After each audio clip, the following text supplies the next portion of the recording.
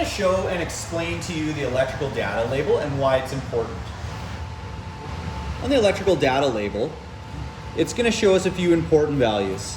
One is the orientation of the unit, horizontal. We also have here a cooling and dehumidification model. We next show our unit series, the evolution series, the capacity in BTUs at 60,000 or 5 tons, the refrigerant use of 410A, the unit's charge, the origin,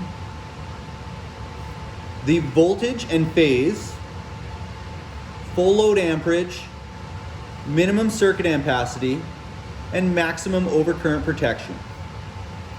The PSI in low and high minimum workings, the fan voltage, speed, hertz, and horsepower, the compressor FLA, LRA, serial number, manufacture date, and most important, the safety certification label.